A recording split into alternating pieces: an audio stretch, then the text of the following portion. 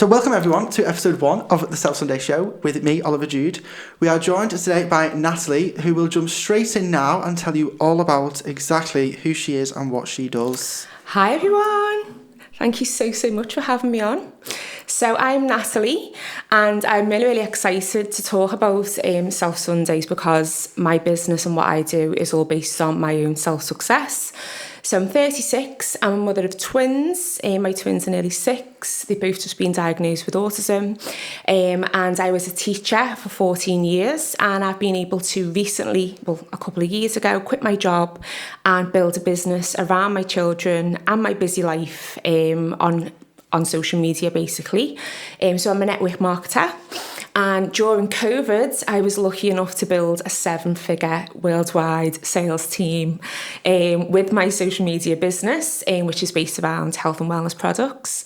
So I'm super excited to share my story with you, I suppose. It's fantastic to have you on. I'm absolutely delighted that you are here. We are in Mould Records in St Helens, based in the wonderful MD Creatives. So thank you to Miguel for hosting us. And yes, as Natalie said, we are covering everything self-success in episode 1 of the Self-Sundau show. So we will jump straight into, I'm going to ask you, what would you say self-success is all about? So, you get a lot of people, don't you, and they've had, help, whether it be, financially, with parents, and self-success has had to be, from yourself.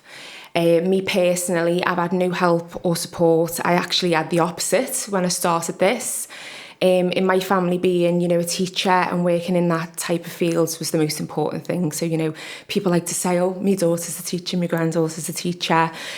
So I've had to do this myself and build it from the ground up.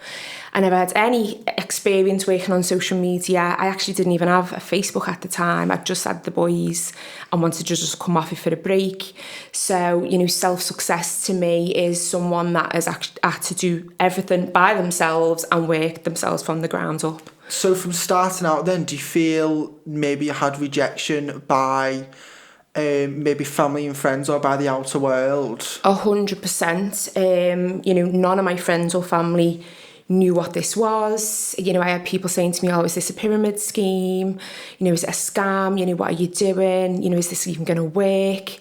You've got such a stable job, what are you doing? And, posting on social media at the start, a lot of people don't get it, do they? And people are like, what are you going live for? This is weird. So I did have a lot of negativity and a lack of support from everybody from all angles. So yeah, it was quite hard to get started, but I just knew that I needed more for me and my children. I just needed more. Yeah, you need to focus on yourself. Definitely, yeah. So I feel like we already know the answer to this, but what was the hardest decision you ever had to make whilst building yourself and your business? Yeah, so my hardest decision was obviously quitting my job. I've been there for 7 years. It was comfortable, it was stable. I probably could have retired there. And I actually quit my job before I was making a stable income with me online business. But I just had something that I had to follow. And, I promised my partner, I said to him, please just trust me on this one. If it doesn't work, I'll just have to get another job, but I really need to, leave and focus on this. And it's the best decision I've ever made. So the hardest, but the most rewarding. So what kind of feelings and emotions then was going through you at the time when you was like, okay, I now need to quit, but is it going to be the best decision? So what was going on? The anxiety, and I'm such an anxious person anyway. So I was like in bed every night, just spinning around thinking how I'm going to tell my head teacher, what about the children? Some of the children have been from nursery all the way to year 6, so I had such a close bond with the families in the school, with the staff. It was my life. And even after finishing, I think I cried for a couple of weeks after I left because it was just completely different for me. So yeah, it was so much stress, anxiety, but I still had that exciting feeling, like I knew something was on its way. I knew something was better out there for me. So it was a huge mix of emotions, to be honest. It was. And then how do you feel kind of after you'd quit your job then and the next plan was to obviously grow the business? How did taking that pressure away of the job, how did that allow you to grow then? Kind of what happened from there? Yeah, it was amazing. You know, obviously people on my social media, they saw I'd made that step. And that was followed shortly by me buying our first family home. I remember going into the solicitors the first time with like about a couple of £100 saving, and then going in with a 20% mortgage deposit, and they were like, okay, so we're going to have to do some money laundering checks, because they were like, where the hell's this girl got the money from? And I just said to the lady, if I can log into your computer to my back office and I can physically show you. And she was just like, wow. She went, okay. She went, wow, like, congratulations. Because I was only able to put away maybe £50, £100, £200 when I was teaching. So to be able to have, say, right, here's me 20% for the house, she was just like, wow, well. Yeah. And I was able to do that in a couple of weeks. And literally my business went from, you know, a couple of people to having, you know, a team in the Netherlands, the US, Belgium, Sweden. You know, I've got a team now worldwide. And, you know, I'm just speaking to a couple of people, and then the next time I speak to them, oh yeah, we've got 150 people now in the Netherlands, and I'm just like, whoa. And this is my organisation. Yeah. So I'm earning off every single person in the organisation that I don't even know. And I was just like, whoa, like, what's going on? It was crazy.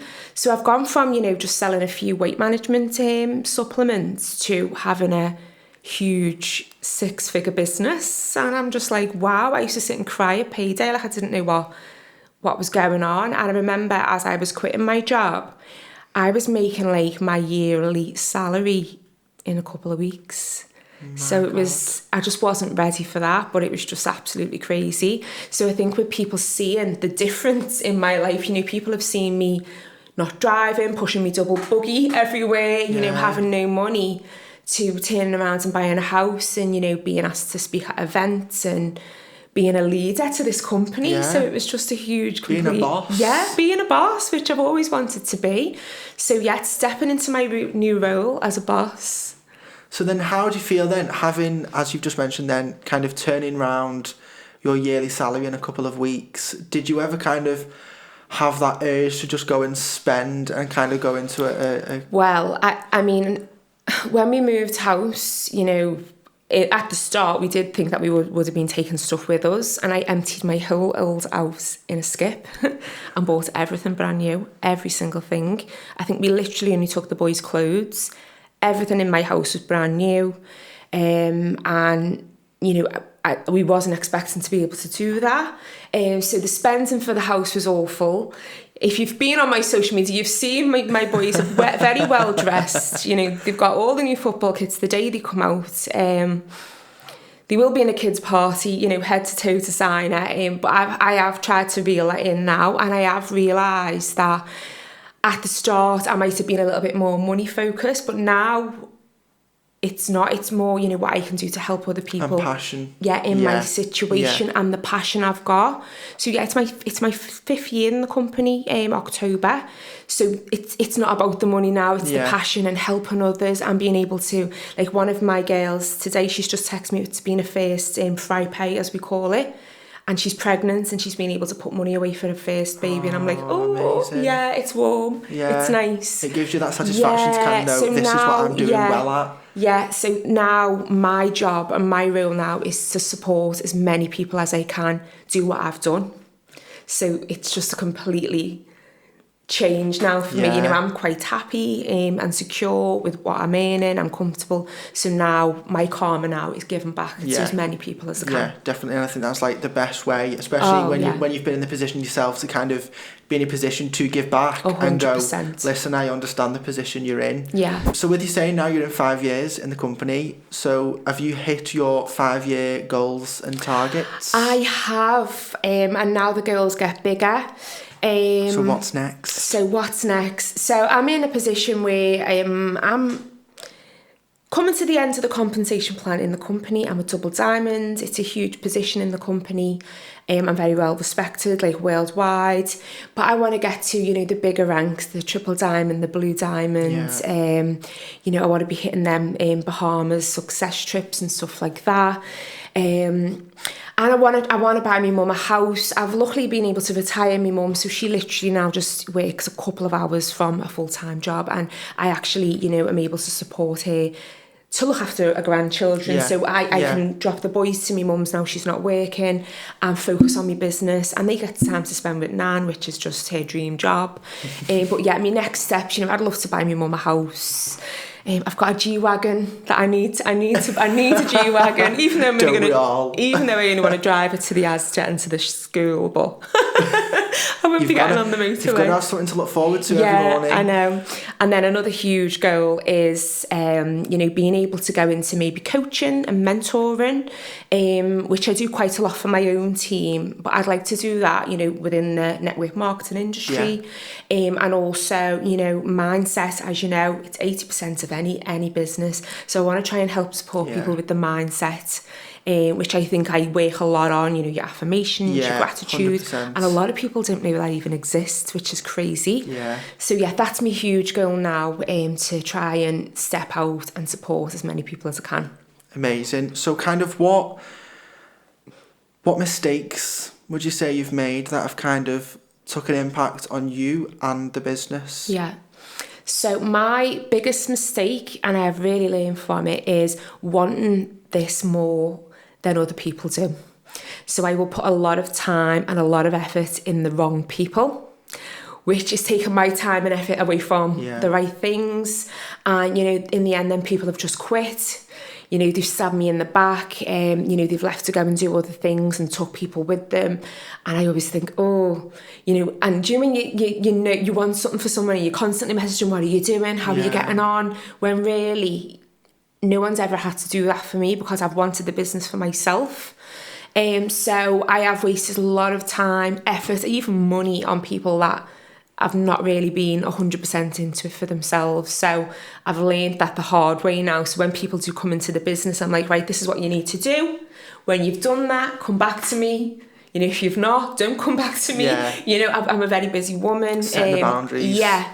So it's setting boundaries and, trying to make sure that they want this for the right reasons and they're not just coming to me thinking, oh, well, she's the top leader. She can probably get me in and make it easier. Yeah. So, that's one of my biggest mistakes. So how would you say then after setting the boundaries in place, after kind of reevaluating and going, okay, I need to really set my kind of milestones in place, and as you're saying then, don't come back to me unless you've done the task. What difference has that made within the business and how have you benefited from that? It's made a huge difference in the business because I've found people with the same mindset as me, with the same goals as me. And I know that I've got a team now that will get their heads down, do what needs to be done, not for me, for them. Yeah. And then they can actually duplicate that down to their teams. And that's what it's all about. It's all about the duplication. So I've learned so much from that. So now when I'm speaking to people, and from the first call, I know exactly who's going to do what and who's not. Or, you've got people, I've not got around to doing that, or can we cancel our call today? And I'm a very, if I'm doing something, I'm doing it. I'm very set. And I think that's what you need to succeed in this business. 100%. So it's 3 strikes and they're out with me. That's a thing I always say to my team, don't put too much effort into people. And now I am lucky enough to have at least about 100 people that I know are doing this for the right reasons, they're doing it for themselves, they're consistent, they're bringing in insane figures worldwide, and then they're able to duplicate that down to their team. So we've got hundreds and hundreds of girls, all with the same, fixated goals and mindset, and that's what we want. Any weak links, just let them do what they're doing, and that's probably the best thing I probably found out of the business, learning the hard way. Yeah. Definitely. So as you are a boss and a entrepreneur, what is the best piece of advice you could give to someone that is potentially could be in the same position that you've been in? Yeah. Well, I've got 2 pieces of advice and I'd say these same things all the time. It's consistency. So, you're not going to get back what you put in every other day, once a week, every couple of hours. This needs to be consistent. And that goes with everything. Whatever your goals are, you need to put in the time. And I do believe that everything that you get put in you get back tenfold. And then also is putting your goals down to paper. So every Sunday I've got my goals down. I know what I'm going to do with the week. The times that I've not done it, it's really made a huge difference. So setting your goals, writing them down and literally day by day ticking them off and breaking them down as well. So if you've got a huge goal, try and break that down into sections, because sometimes people get overwhelmed, don't they?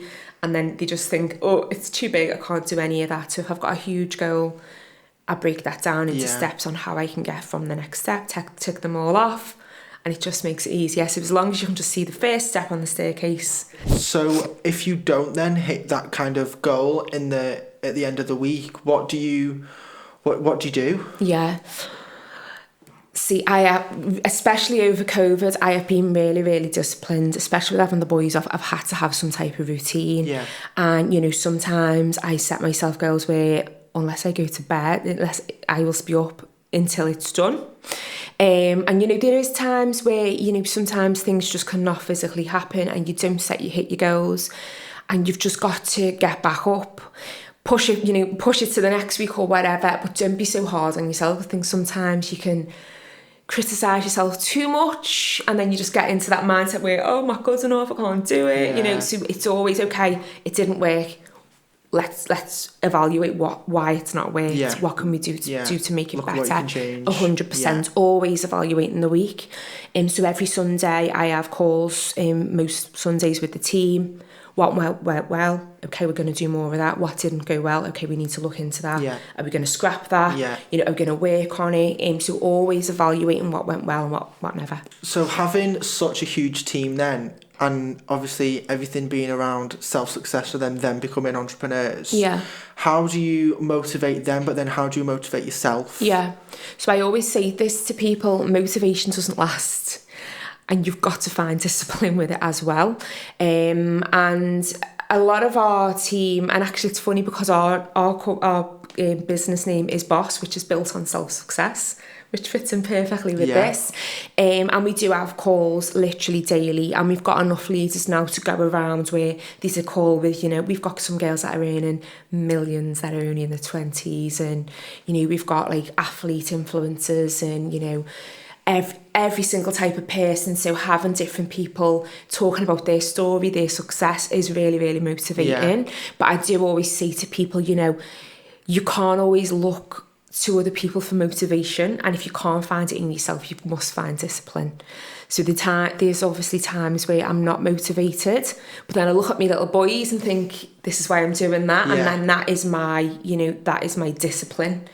So think, well, do you know what? I don't really want to speak to people today, but I've got no choice. Yeah. Because that is my why. Put a smile on. Yeah. So find your why, write it down, get really raw with it, personal, and then every day that you don't want to do things, look back to that and remember why you started. Definitely. Yeah. So has there ever been a time then where you've thought it's too much for you and you just want to go back to a kind of a stable life and a stable job? Yeah. At the start of COVID, we were really worrying because our products were due to launch in the UK because we're a US-based company. And then all things started to collapse. I had a huge team in Dubai and they just couldn't get product over there. So that completely crumbled. And I'm just thinking, is this the right thing to do? And I did think, what's going to happen with the business? What's going to happen? But luckily, because a lot of people were losing their jobs and stuff, we had an amazing idea. So, I was seeing people like, beauty therapists, PTs and things, losing their jobs, not having nowhere to go. And, because we are based around the health and wellness industry, we had a solution. Yeah. So we had weight management products for your PTs that you can give to your customers, while they're locked in the house and I've got the quarantine snacks going. We've got, collagen supplements for the beauty girls, and we ended up bringing in an extra team, and we got our first 7-figure, like we got I think it was 1.2 million in sales in a month. Oh my God. During COVID. We were like, oh my God. So we were able to help, you know, hundreds and hundreds of people earn an extra income during COVID when, you know, they'd lost their traditional businesses. But at the start, I was really worried, but we all just sat down, we were all on a Zoom, and we said, we need to think of something. Yeah. We can't let this go. And we just had a couple of ideas, and, you know, we pitched them out to people, and it worked. And we, you know, I've had so many people saying, you know, you've kept my business afloat during COVID, like, thank you. Yeah. So, and yeah, it was crazy. Amazing. It does, it feels amazing to be able to help, because, you know, watching people that you've known for 10 years, you know, shut the shops forever, and, you know, not being able to do that, it was really, really sad. So to be able to help, you know, and give people them ideas, saying to people, you know, you can launch that business online, you can sell them things from home, and giving them the opportunity to do that. So yeah, I'm one of them people who's no, it's not in my vocabulary. There's going to be a way. So, you know, you're not going to close your business. Yeah. You're going to find another angle. Yeah. You know, you're going to deliver that food from your house. You're going to sell, you know, them bath bombs on eBay. You know, you're going to do something. And, you know, I've been adapt. Exactly. You've just got to move with things. So now I do feel that we've come out of COVID from the other side. We are basically bulletproof. Like, I don't know what else we couldn't get through. And now we've got our warehouses in the UK and in Europe, and everything's going from strength to strength. So fantastic. Super excited. So what's the biggest factor that's helped you become the success that you are? It's definitely got to be faith and confidence, because I think the amount of backlash I got for doing this at the start, I think if I didn't have faith in what I was doing or confidence in myself, I would have quit a long time ago. I'd probably still be in school. So yeah, confidence and faith. When you've just mentioned school then, do you ever look back and or have you ever been back to the school and kind of said, look what I'm doing now kind of thing? I've not, no. I've still got people on social media. I'm still friends with a few people, but I've gone and I've just not looked back. And I do miss it. I do miss the environment, and I'm still so passionate about early years and SEN, which what I studied in for a long time, and it's really helped me with my own children, and I'm so grateful for it. But it was just literally, once I got out that door, I was gone. Yeah. And it was just crazy. Yeah, just gone. Yeah. 100%. So what's one thing that anyone should do right now to get closer to becoming the success? Just starting. And I always say this to people, because we'll speak to people about the business and they'll go, oh, and I need a new Facebook page and I need to make this content, and I just say to them, you just need to start, because stop procrastinating. Exactly. And people are looking for this perfect social media image, and if you go on my social media, it's everywhere. But I've started. And that's what people relate to. I'm not perfect, my life's not perfect, and I like that a lot of people might look at me and think, oh, well, do you know what, she's got 2 kids, she's a busy mum and she can do this, so can I. Or, you know, she's a little bit scatty sometimes to say happy Wednesday when it's Friday, but that's fine because that's just the way I am. And, you know, I relate to people, and I'm a people's person. So, yeah, I just say to people, just start. Scrap the perfect. There's never a perfect time either. You could be waiting your whole life. Just start. As messy as it may seem, just start. I mean, you couldn't really ask for much more better advice than that, could you? No. Stop procrastinating. Yeah, just do it. Get up and go. Yeah. Well, we've come to the end of episode 1, and I would just like to say a massive thank you for coming on. Welcome. And it's great to see you in mould, and it's been lovely to have you on. And hopefully, when I do a series 2 of the Self-Sundau show, if that is possible, we hopefully will have you back on. Amazing. So thank you so much for joining me. And hopefully my G-Wagon will be parked outside. Definitely. It must be parked outside, otherwise you're not coming back. Definitely. Thank you very much. Thank you so much.